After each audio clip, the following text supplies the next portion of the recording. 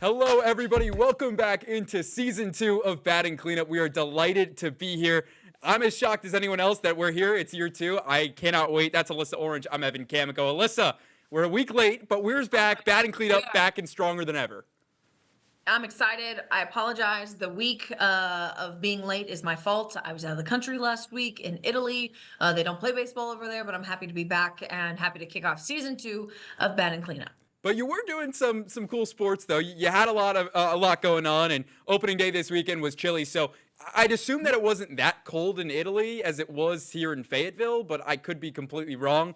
I don't think I know my Rainy. Really rainy. Yeah, it was rainy and chilly. Cortina definitely it snowed, so it was cold. But yeah, I mean I had some cold and rainy weather where I was too. But I tried to catch a little bit of baseball here and there, but the 7 hour difference is a little hard sometimes to keep track.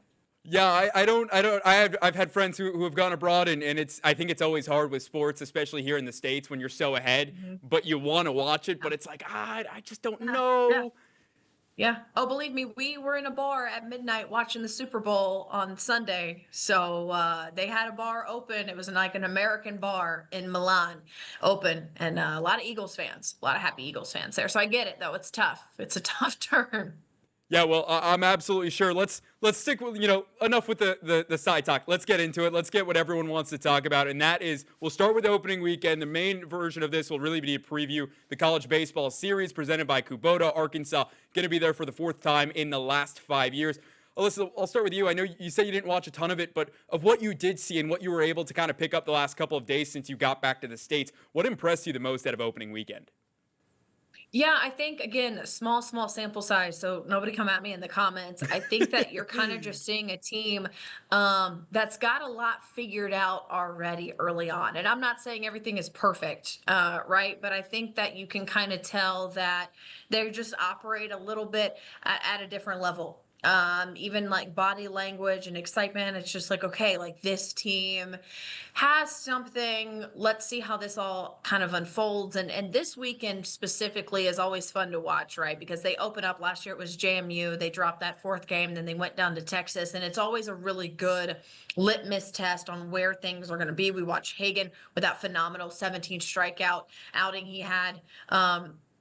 Down there, and I think that this is the same thing. It's why Dave loves going down here. He'll tell you time and time again, I love coming to this tournament. As long as they keep inviting us, we're going to go down there, because you're able to play teams that you're probably going to see in the postseason. And oh yeah, Evan, they're about to play Kansas State and TCU, the 2 teams that beat them and kicked them out of the postseason the last 2 years. They're always running in to Oklahoma State down there, which is always such a fun rivalry that we've seen in the postseason. So it's kind of a nice taste early on of what baseball is going to look like this year. Yeah, not to lie, too. 2 years ago, you faced Texas, which is a team that we're going to see much later in the season when SEC play rolls around. I think that's slated for, I want to say, the last weekend of April or first weekend of May. There's some insane stretch that they go on at the end, but, that's all way down the line. We're sticking to opening weekend in the college baseball series. I'm curious for you, Alyssa. You've been here. You've seen a lot of pitchers, throughout your years. What really impresses you about this Arkansas staff, right? Like, we can talk all we want about Hagan last year, and it feels like this year there's depth that there wasn't, at least last year being my first year, really covering Arkansas baseball versus this year. I'm curious if you've seen depth like this before, since you've been here since, 2013. Yeah, I think the year that comes in mind is obviously 2018, when they went to that College World Series run and almost won a national championship. And on that staff, you had guys like Isaiah Campbell and Casey. Oh my gosh, now I'm going to blank on his last name, and it'll come to me here in a second. But then you obviously had Blaine Knight, and you had a rotation that was so solid for you, and then you had some complementary guys around them. I mean, even Connor Nolan was on that staff in 2018. And so that I remember being like anyone that walked on the mound that year, you felt good about. And that rotation, I came Mhm. in 2013 right after that season had ended, and that was the staff that set the, lowest ERA in Arkansas history that year. They were so loaded, but they didn't make a postseason run. Unfortunately, it got cut short. So that's the first thing I jump to is when I immediately think, okay, depth. That one specifically sticks out to me. I don't want to hate on last year's staff, right? But you have a guy like Hagen Smith on your staff. Everyone else is going to get shadowed a little bit.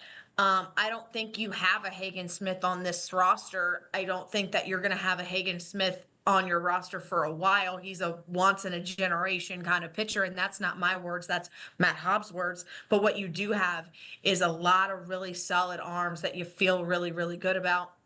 I know you want to talk about Gabe Gackle because you love the kid. I know you've loved him since he was a freshman, but you bring in Landon Beidelshees over from Ohio State, and you've got a guy like Gage Wood who finally feels like he's not, he's not a freshman anymore. He's not a sophomore anymore. Like this is his year. And guys like Zach Rude and fleshing it out with, Christian Fouch and, Colin Fisher, who we haven't even really talked about. Like, what is his role going to look like? Dylan Carter's back from injury. And so I'm really excited to see exactly what all these arms do. But, it's always early and you want to knock on every piece of wood that you see around you when you talk about pitching, because that's what wins games in the postseason and in Omaha.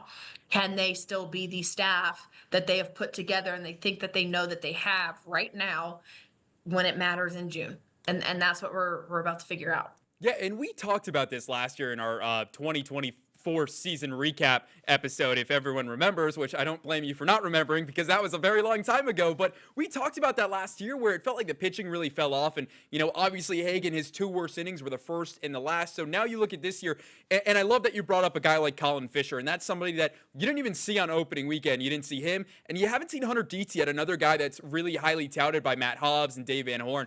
Those are two guys that you really expect to take a really big jump this year. Now that they've had an extra year, they're both coming off injuries, so they're slowly getting worked in.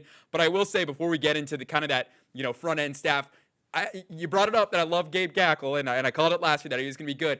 It's Carson Wiggins this year, and the kid was phenomenal on opening day, touching 100 on almost every single pitch. He was throwing fastballs right by Washington State. Again, it wasn't a great Washington State. Let's call it what it is. They were a mediocre team. Last year, they finished with about 37 or so wins. And they came to Fayetteville and had a really tough opening weekend. And for the Hogs to win 4 games, like you said, we haven't seen that in a while. But Wiggins was phenomenal. He was spectacular. You see the upside of him. A guy like Cole Gibbler, who we've seen a little bit in the offseason. There's pieces on that staff to be excited about. But we'll talk about Gackle. Last year, we had our Hagen Smith K count. This year, it's going to be the sophomore from Los Aptos. It's going to be Gabe Gackle on our K count. Right now, he's at 7. We'll continue to update this throughout the year. But really, we could have put Alyssa any starter on this, and they all would have had 7, 7, 8, and 7. Sure. Yeah, I mean, I think that that's kind of what you talk about when you say consistency, right? And that's what you're hoping you can maintain the rest of the season. I know Matt Hobbs is really excited about the guys that they brought in that are healthy now. You got to keep him healthy. I love that you bring up Carson Wiggins, and I know that you weren't here when his older brother Jackson was here, but I feel like with Carson, it's almost like a redemption story for Jackson, who came in so highly touted as a freshman, had dealt with injuries, and then his draft year got hurt, had to have Tommy John surgery, and we never got to see him in an Arkansas uniform again. And so for fans who've been following this team for a really long time, you're like, okay, can Carson Wiggins kind of give us the seasons, the memories that we had such little taste here and there from Jackson Wiggins, but he was always battling an injury and we knew what he could do.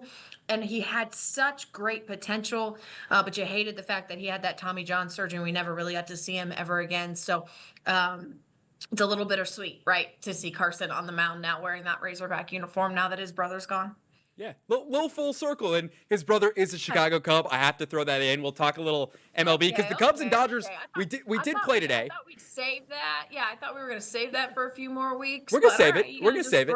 We're gonna save it. All right. We're gonna save it. Okay. Don't you worry. You can have all the Dodger World Series gloat time. Okay.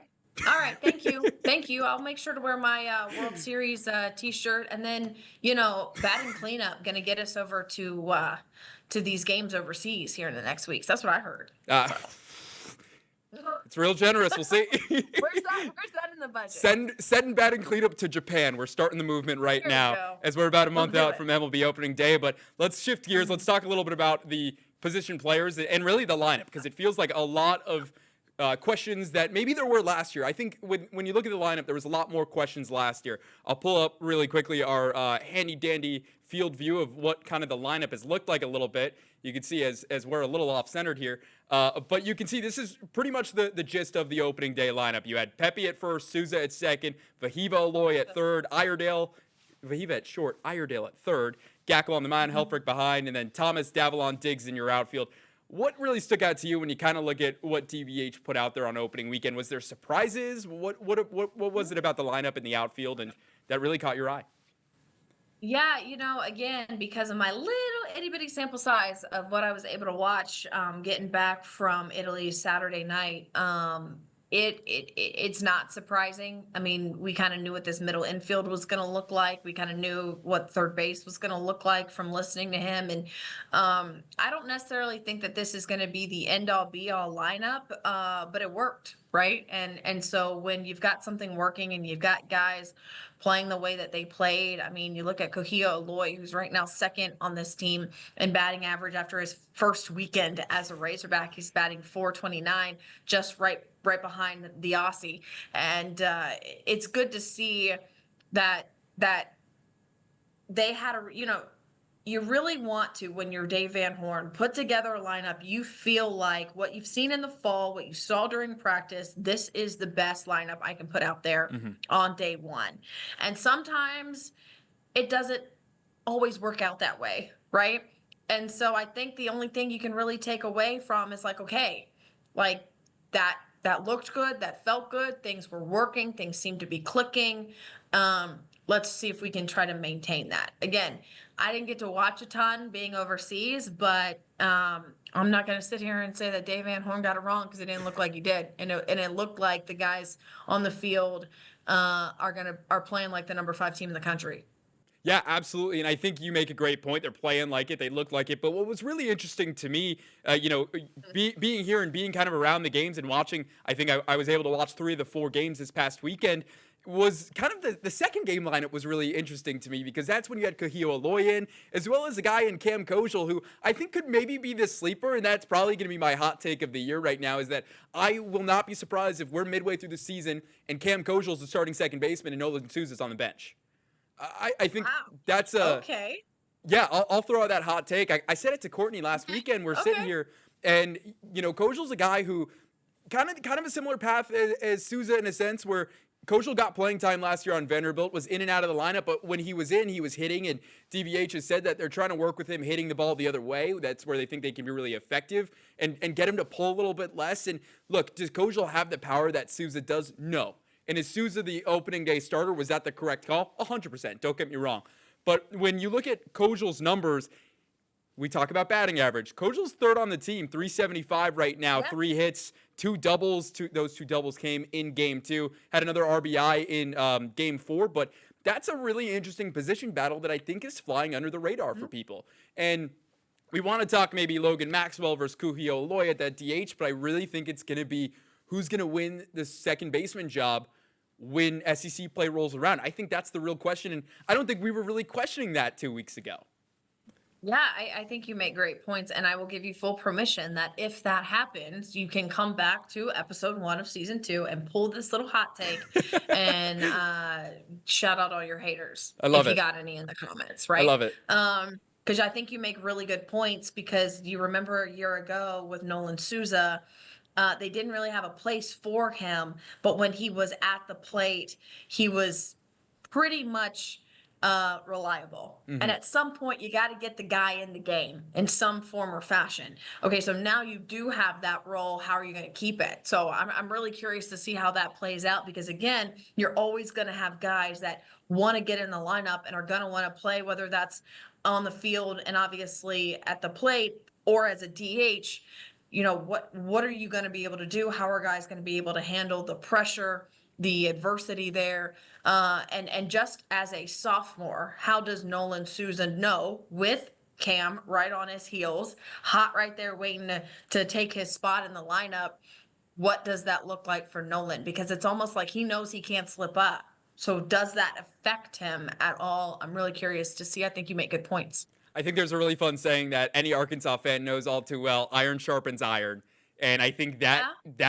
that is maybe one of the big things that you're going to see in that second base battle, and also in the battle for the outfield. Still question marks around Rocco Pepe at first base, and not to mention too Kendall Diggs. I think that's, we've said last year we'd love to see him get going late in the season. Unfortunately, he never really got going.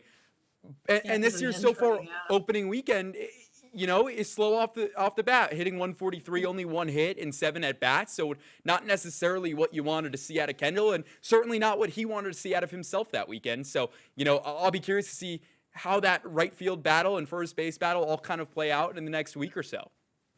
Yeah, I'm never gonna give up on Kendall Diggs. So I'm gonna just go ahead and blame the weather on the performance. I think everyone kind of Oh yeah. understands I'm a little slightly biased there just because you want to see Kendall have success. I think every Razorback fan, if you said, do you want to see Kendall Diggs have success? The answer is yes. Obviously, what that means is he cannot allow other guys to pass him by, right? So how can he get back to the Kendall Diggs that we're so used to seeing, that we saw develop so well in right field over the years? Where's he at? And I really hope he finds him sooner rather than later, because we know that it's there. So maybe it's this weekend. Maybe that's my hot take. We're about to have a Kendall Diggs breakout this weekend. We can call back to if I'm completely wrong next week, Evan. Yeah. But that's what I would love to see. I love it. I love it. Let's talk about this weekend. Arkansas travels. We'll finally get to our actual preview of the college baseball series. Alyssa, I think it's a really intriguing weekend when you look at it from a 10,000-foot view, because you have these two teams in TCU and K-State who have advanced out of the Fayetteville Regional the last 2 years. Of course, Dave Van Horn has gone out and said, we don't really care. That was what happened in the past. This year is this year. We can't worry about that. But always in your head, at least us in the media are thinking, well, it's still the same purple jersey that walked into your stadium in June and knocked you out of the postseason another year. Right? We're always thinking that. And not to mention, too, you have this team in Michigan who's 4-0 and just went down to Puerto Rico and beat the number 2 team in the country in Virginia last weekend. And there, if you look at Baseball America, they have Michigan ranked 25. If you look at, D1 baseball, they only have TCU ranked. TCU's ranked in both of those. So it's a really good weekend. And even last year, I remember being there, and Jacob and I were almost a little nervous during the Michigan game, going, can they pull this off? Because Mason Molina didn't have a great start, but it's a Michigan team that's probably going to be top in the Big Ten this year. When you look at the Big Ten as a whole, you'll have Oregon, Michigan, Indiana, yada, yada, yada. We're not a Big Ten show, so we'll skip that. But I think overall, it's a really intriguing weekend for multiple different reasons. Are you sure we're not a Big Ten show? I'm just kidding. I'm joking. No, I think you make a really good point. I also think it's really important to mention that Michigan went to the College World Series a handful of years ago. Don't forget that. And yes, teams change, but Michigan knows how to win baseball games. And they have a really, really strong coach. And so you can't really just write them off and just be like, oh, they're one of those northern schools that just has a baseball program just because. That's not the case. I understand what Dave Van Horn is saying about we don't really care. And I get it. Teams change, all of those things. But I also think, too, if you were to ask the guys who are on this roster, low key, off the record, how you feeling? Can't wait to go down there and beat them because of the way that they beat us at home. I promise you're going to find those answers because we're both competitors. We both played. It doesn't matter what happened a year ago, 2 years ago. You're not going to like that team in the other dugout. You're just not. It's kind of the same way with Oklahoma State. It doesn't matter what happened. Oklahoma State would love to kick Arkansas's BUTT, right? I don't know what words I can say on the internet. So I think they would love that. They would love that because of all of the things that have happened in the recent past between those two teams. I promise you, every person in that Oklahoma State dugout would love to beat Arkansas. And that's just the way that it is what you love about the game. So I get what Dave Van Horn's saying. And from a focus standpoint, you hope they're focused, Mhm. but there's a little bit of like, yeah, we're not going to forget, right? We might be focused, but we're not going to forget what happened the last 2 years. The shadow of the doubt, it's always in your mind. I mean, I remember when I Yeah. used to play and I played against teams that I'd have a really bad game against, and that would stick with me. We'd play Seton Hall Prep, and I could never hit against them.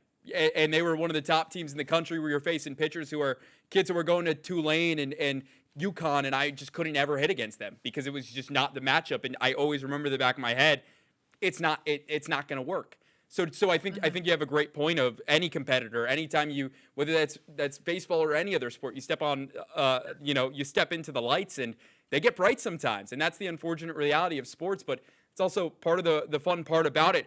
We'll move on. We'll talk a little bit about the starting rotation for this weekend. You've got Gabe Gackle going Friday, Zach Root Saturday, and then you're finishing with Gage Wood on Sunday. DVH said it was more about rest than anything else. He said that in his press conference yesterday. But is that for you the right move to see those three guys starting with Landon Beidelshees as your long reliever coming up? I think so. I like it. Again, Dave, and that's what Dave does. They pretty much have an idea of what they want things to look like week one. And as long as things go well week one, they're going to stick with it until things don't go well. And obviously they put them 1, 2, 3 for a reason. They felt confident with Gabe Gackle being their Friday starter. Zach Root now kind of establishing himself as that Saturday starter, and then Gage Wood on Sunday, which I like. The thing I love about Gage is his fire, that swagger that he has. Like he is unapologetically himself on the mound, and I love that. Mm-hmm. And to have that kind of come in on a Sunday is the exact attitude that you want on a Sunday, whether you're playing for a sweep or you're playing to win the series, whatever the case may be. Like that's the guy I want on Sunday. So I love that. I hope that stays that way. And then, whether or not Beidelshees makes his way back into that rotation on a Saturday, possibly, or he becomes your go-to guy on the weekdays, on your Tuesdays and Wednesdays that you're playing. We'll see. But I like it because it worked over the weekend. I think it's about as strong of a start as you can get with this Arkansas rotation, and then kind of let the bullpen play itself out. Yeah, I think if the Hogs want to be successful against K-State, I think DVH is probably going to go Gackle, and then he's going to try to get straight to McIntyre. You're going to want Big Will, who's back for yet another year. I think this is year 6 for him, which is really fun. And he made he changed his walk-up song, which is kind of a bummer. But I love the new walk-up song. It's Titanium, a remix. But and then DeFouch. Yeah. And I think that's the game one strategy. That's what they're going to go with, and then see what happens from there. That's probably the plan. We'll see what happens. Alyssa, anything else before we wrap up? No, I'm just excited. Hey, look, baseball is back. I'm excited. I'm sad that I missed opening weekend because I haven't since I've been here. But I'm ready to see what they do in these series in Arlington, and have them back here on the Hill soon. Indiana got a baseball team? I don't want to talk about it. They're not good right now. Oh, okay. Yeah, we have a baseball team. We were in, I don't even know where we were last weekend. But they did not open well. I think had a baseball team. Yeah, I know. It's okay. They were 1-4 last week. They had a really rough weekend. I think they were in Round Rock for a tournament, and it did not go to plan. But it's okay. It's fine. It's fine. It's early baseball. Yeah, it's so early. Exactly. The Noles are ranked 9th right now. So if anyone's following along on what Evan and I and our emotional stability is like throughout all of this, it's what's happening in our worlds. Yeah, it's fine. The Cubs and the Dodgers haven't faced off yet. It's so fine. We haven't, Well, we technically did. Spring training today. Technically speaking. Well, yeah, but you also then took one off of Bobby Miller, and I don't want to talk about it. No, we don't have to talk about it. It was a great swing by Michael Busch. We're not talking about it. It's fine. Everything is fine. Things haven't started. The Dodgers are still World Series champs. Happy to be back for season 2, everybody. Exactly. Really quick before we go, I want to give a big shout out Bri Ellis. We're not just a baseball show. We touch about softball as well. Nice. We got to talk Bri Ellis and the things she's doing really quickly before we wrap up. I mean, what can't you not say? I love Jacob Morris had an awesome piece on her, and one of the really parts that stuck with me was her saying, I was in a rut. Like, I didn't know who I was in the fall behind the plate and in the batter's box. I was really confused and trying to find that. And now we see what she's doing, and it's like, was that just a show for the camera? Because Bri Ellis, my No. goodness, you are hitting absolute bombs right now, and it is fun to watch. It is so fun. Thank you, because I feel terrible forgetting to give the softball team some love because they're 12-0 right now, playing really, really well. They are a fun team to watch. So I'm excited when they finally get back to Bogle Park to open up their home openers here in the next couple of weeks. But we get it; it's cold, so they're like in California and Texas and having a grand old time. So we appreciate all the winning that they've been doing for the start of the season. But I mean, Bree is incredible. I mean, I think that we're watching one of the I think we're watching a historic season unfold. I really do. And I don't want to put that pressure on her, but we probably need to have a Bree tracker too. Yeah, I'll Because work she on is that for going next to be week. doing some things that are going to keep her name cemented with the names that we talk about with Arkansas softball. Absolutely. We will have a Bree tracker next week. I have the Kendall tracker back from this year, but we might change it to a Bree tracker. So we will definitely have a Bree tracker. That's case in point. But yeah, Yes. really fun to watch Arkansas softball, seeing what they're doing, and it's a lot of fun. And you got also Ellen McDowell, who has come to the college level and looks like she hasn't missed a beat. There's a reason she was a top recruit in the entire country, so Yes. she's been a lot of fun to watch. So Arkansas softball. She blows my Can't- mind. It's can't wait incredible. to- can't wait As for a the- freshman, y'all, yeah. she's a freshman. is. It's insane. And we It's haven't insane. even like talked about their rotation, which is the biggest question that we had last year after you saw Morgan and Robin and Reese Bauerline and Morgan Linestock, I should say, all get hurt and come back and whatnot. And what they're doing this year, where that staff is Robin Heron and Reese Bauerline, and then just a whole bunch of young guys or young girls, young women, I should say. It's just so much fun to watch. Alyssa, is that all? Yeah, Did we hit everything it on is. the opening episode? I think we did. I think we did for season 2, episode 1. That's a good sign. Well, that is going to do it. Like she said, for season 2, episode 1, we'll have weekly episodes every Thursday coming for you on Batting Cleanup. We cannot wait to keep watching it. College baseball series for Arkansas. That starts tomorrow, 7 o'clock on Flow Sports against K-State. Thank you all for tuning in. That's going to do it for Batting Cleanup. For Alyssa Orange, I'm Evan Kamico. We'll see you back here next Thursday on Batting Cleanup.